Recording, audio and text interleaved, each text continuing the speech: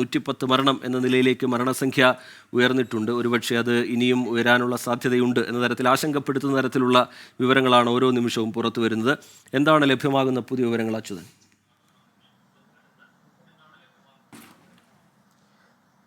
റീജിത്ത്, ഇതിൽ ഈ വിമാനം പറന്നു പൊങ്ങിയതുമായി ബന്ധപ്പെട്ട് ലഭിക്കുന്ന ചില വിവരങ്ങൾ എന്നുള്ളത്, അതായത് നിലവിൽ ഈ ടേക്ക് ഓഫ് ചെയ്ത വിമാനങ്ങൾ ഉയർന്നു പൊങ്ങേണ്ട ഉയരത്തിലേക്ക് വിമാനത്തിന് അത്തരത്തിലേക്കുള്ള ഫീറ്റിലേക്ക് എത്താൻ പറന്നുയരാൻ സാധിച്ചിട്ടില്ല എന്നതാണ് ലഭിക്കുന്ന വിവരം. അതായത് പറന്ന് പൊങ്ങേണ്ട ആ ഫീറ്റിൽ നിന്നും താഴ്ന്നു പറന്നാണ് ഈ വിമാനം തൊട്ടടുത്ത മിനിറ്റിൽ നിലം പതിക്കുന്നത്. മാത്രമല്ല, ചില വിവരങ്ങൾ പുറത്തു വരുന്നത് ഈ നിലവിൽ തകർന്നു വീണ ഈ AI-171 എന്ന് പറയുന്ന വിമാനം 6 മാസം മുൻപ് ഒരു സാങ്കേതിക തകരാർ ഈ വിമാനത്തിൽ ഉണ്ടായതായുള്ള റിപ്പോർട്ട് ചെയ്തിരുന്നതായ ഒരു വിവരം പുറത്തു വരുന്നുണ്ട്. പക്ഷേ ഇത് സ്ഥിരീകരിച്ച ഇതുവരെ പുറത്തു വന്ന ഒരു വിവരമല്ല, മറിച്ച് ഇതുമായി ബന്ധപ്പെട്ട് വന്നിരിക്കുന്ന ഒരു റിപ്പോർട്ടാണ്.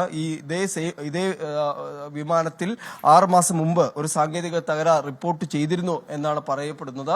എന്തായാലും അത്തരം കാര്യങ്ങൾ ഇനി സ്ഥിരീകരിച്ച് ലഭിക്കേണ്ടതുണ്ട്. മറിച്ച് ഈ 625 അടി ഉയരത്തിൽ വെച്ചാണ് അവസാനമായി ഈ ATCയുമായും വിമാനവുമായും ബന്ധമുണ്ടായിരുന്നത്. ആ 625 അടി, അതൊരു വലിയ ഉയരമല്ല. 100 മീറ്ററിന് മുകളിൽ, അല്ലെങ്കിൽ 130 മീറ്ററോളം മാത്രമാണ് ആ ഉയരം വരിക. അപ്പോൾ അത്രയും താഴ്ന്നാണ് ആ വിമാനം പറഞ്ഞത്. അതുകൊണ്ട് തന്നെ ഏറെ അപകട സാധ്യതകൾ, പ്രത്യേകിച്ച് ആ പ്രദേശം എന്നുള്ളത് വീടുകൾ തിങ്ങി നിറഞ്ഞ ഒരു മേഖലയാണ്. അതുകൊണ്ട് തന്നെ വിമാനം അത്തരത്തിലൊരു അപകട സാഹചര്യം എത്തിയാൽ ലാൻഡ് ചെയ്യാൻ കഴിയുന്ന ഒരു പ്രദേശം പരിസരത്ത് ഉണ്ടായിരുന്നില്ല. തിങ്ങി നിറഞ്ഞ വീടുകൾ, അത്തരമൊരു സാഹചര്യം, ഒരു അപകട സാഹചര്യം അല്ലാതെ തന്നെ നിലനിൽക്കുന്നുണ്ട്.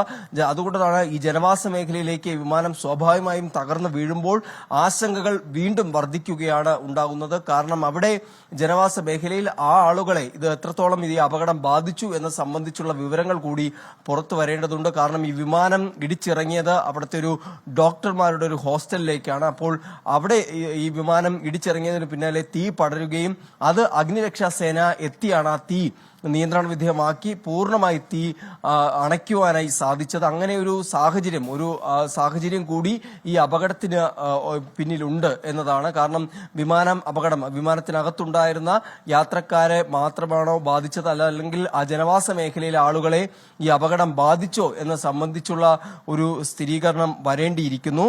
എന്തായാലും ഇതിലിപ്പോൾ ഒരു നിർണായകമായി പുറത്തു വരുന്നത് ഈ തകർന്നു വീണ വിമാനത്തിന് 6 മാസം മുൻപ് ചില സാങ്കേതിക തകരാറുകൾ റിപ്പോർട്ട് ചെയ്തിരുന്നു എന്നതാണ്. അത് ഈ ഘട്ടത്തിൽ പുറത്തു വരുന്നുണ്ട് അത്തരം വിവരങ്ങൾ. എന്തായാലും അത് എയർ ഇന്ത്യ തന്നെ സ്ഥിരീകരിക്കേണ്ടതാണ്. അത്തരമൊരു വിവരം പുറത്തു വരുമ്പോൾ എയർ ഇന്ത്യ സ്വാഭാവികമായും സ്ഥിരീകരിക്കണം. കാരണം ഇതിന് സാങ്കേതിക തകരാർ നേരിട്ടിരുന്ന ഒരു വിമാനമാണ്. കാര്യം ഈ അപകടം നടന്നതിന് പിന്നാലെ പുറത്തു വന്ന ഒരു വിവരം എന്നുള്ളത് സാങ്കേതിക തകരാറാണ് അപകടത്തിലേക്ക് നയിച്ചത് എന്ന വിവരമാണ്. കാരണം പ്രത്യേകിച്ച് വിമാനം ടേക്ക് ഓഫ് ചെയ്ത് താഴ്ന്ന് പറക്കുന്ന ഒരു സാഹചര്യമാണ് ഉണ്ടായത്. 625 അടി ഉയരത്തിൽ വെച്ച് ATCയുമായുള്ള ബന്ധം പൂർണ്ണമായി വിമാനത്തിന് നഷ്ടമാകുന്നു. തൊട്ടടുത്ത നിമിഷം വിമാനം ഈ ജനവാസ മേഖലയിലേക്ക് ഇടിച്ചിറങ്ങുന്ന സാഹചര്യമാണ് ഉണ്ടായത്. ഒരു ലോങ് റണ്ണിംഗ് ഉള്ളതുകൊണ്ട് തന്നെ, അതായത് ലണ്ടനിലേക്ക് യാത്ര തിരിച്ച വിമാനമായതുകൊണ്ട് തന്നെ, ഒപ്പം പറന്നുയർന്ന വിമാനമായതുകൊണ്ട് തന്നെ പൂർണ്ണമായ ഇന്ധനം ഈ വിമാനത്തിൽ ഉണ്ടായിരുന്നു. അത് അപകട തീവ്രത വർദ്ധിക്കുന്ന തരത്തിലേക്ക് കൂടി മാറി.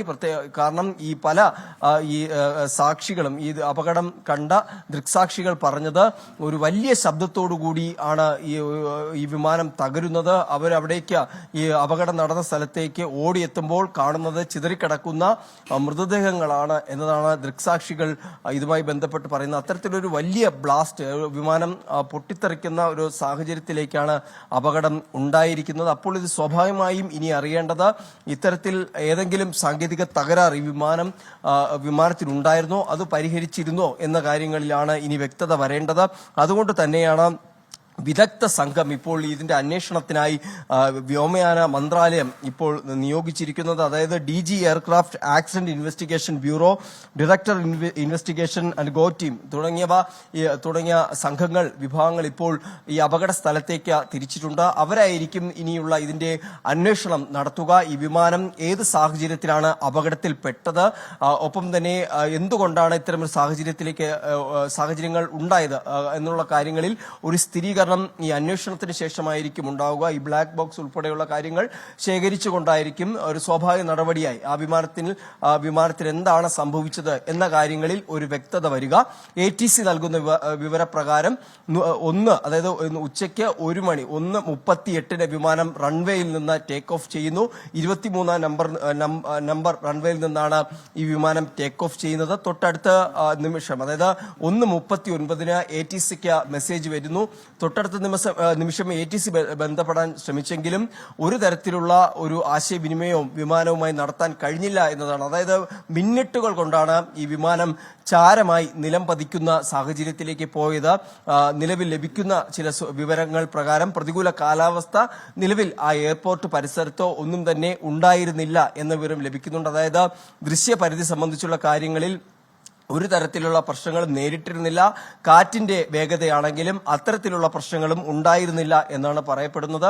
ആ സാഹചര്യത്തിൽ സാങ്കേതിക തകരാറാണ് വിമാനം ഇത്തരത്തിൽ അപകടത്തിൽപ്പെടാൻ ഇടയാക്കിയത് എന്നാണ് ലഭിക്കുന്ന വിവരം. അതെന്തായാലും അന്വേഷണത്തിന്റെ ഭാഗമായാണ് ആ വിവരം പുറത്തു വരിക. ഏത് തരത്തിലുള്ള ഒരു സാഹചര്യമാണ് വിമാനത്തിന് നേരിടേണ്ടി വന്നത് എന്ന സംബന്ധിച്ചുള്ള കാര്യങ്ങൾ. കാരണം പരിചയസമ്പന്നരായിട്ടുള്ള 2 പൈലറ്റുമാരാണ് ഈ വിമാനം പറത്തിയത്. അപ്പോൾ ഇനി അപകടത്തിൽപ്പെടാനിടയാക്കിയ കാര്യം അത് വിമാനത്തിന്റെ സാങ്കേതിക തകരാറാണോ ഇനി അല്ലെങ്കിൽ ഏതെങ്കിലും തരത്തിലുള്ള അപ്രതീക്ഷിതമായിട്ടുള്ള പ്രതികൂല കാലാവസ്ഥ സാഹചര്യം ആ എയർപോർട്ടിന്റെ പരിസരത്തുണ്ടായോ, വിമാനത്താവളത്തിന്റെ പരിസരത്തുണ്ടായോ എന്ന സംബന്ധിച്ച് ഒരു വ്യക്തത വരേണ്ടിയിരിക്കുന്നു. ഒപ്പം തന്നെ ടാറ്റ ചെയർമാൻ ഇപ്പോൾ അഹമ്മദാബാദിലേക്ക് തിരിച്ചിട്ടുണ്ട്. വ്യോമയാന മന്ത്രിയും കേന്ദ്ര ആഭ്യന്തരമന്ത്രി അമിത്ഷായും ഇപ്പോൾ ഈ അപകട സ്ഥലത്തേക്ക് അഹമ്മദാബാദിലേക്ക് തിരിച്ചിരിക്കുന്നു. അടിയന്തര സാഹചര്യം കണക്കിലെടുത്തുകൊണ്ട് യുദ്ധകാലാടിസ്ഥാനത്തിലാണ് ഇപ്പോൾ എല്ലാ തയ്യാറെടുപ്പുകളും ഇതുമായി ബന്ധപ്പെട്ട് നടത്തുന്നത്. ഗുജറാത്ത് ഭരണകൂടം എല്ലാ ആശുപത്രികൾക്കും നിർദ്ദേശം നൽകിക്കഴിഞ്ഞിരിക്കുന്നു. ഏത് തരത്തിലുള്ള ഈ അപകടവുമായി ബന്ധപ്പെട്ട ഏത് സാഹചര്യം ഉണ്ടായാലും അതിനുവേണ്ട തയ്യാറെടുപ്പുകൾ ആശുപത്രിയുടെ ഭാഗത്തുനിന്ന് സ്വീകരിച്ചിരിക്കണം എന്നുള്ളതാണ്. അടിയന്തര സഹായങ്ങൾ ആശുപത്രികൾ നൽകണം. ഈ പരിക്കേറ്റ ആളുകൾക്കായിരുന്നാലും ആരെ അവിടെ എത്തിച്ചാലും അവർക്ക് ഈ അടിയന്തര സഹായങ്ങൾ നൽകണം എന്ന നിർദ്ദേശങ്ങൾ നൽകിയിട്ടുണ്ട്. ഒപ്പം തന്നെ പല മൃതദേഹങ്ങളാണ് വിവരങ്ങൾ നൽകുന്നത്. A171 വിമാനമാണ് അപകടത്തിൽപ്പെട്ടത്. വിമാനവുമായി ബന്ധപ്പെട്ട് ഒടുവിലായി പുറത്തുവന്ന വിവരങ്ങൾ അത് 6 മാസം മുമ്പ് അതിനൊരു സാങ്കേതിക തകരാർ ഉണ്ടായിരുന്നു എന്നുള്ളതാണ്. പിന്നീട് അത് പരിഹരിച്ച് മുന്നോട്ട് പോവുകയായിരുന്നു.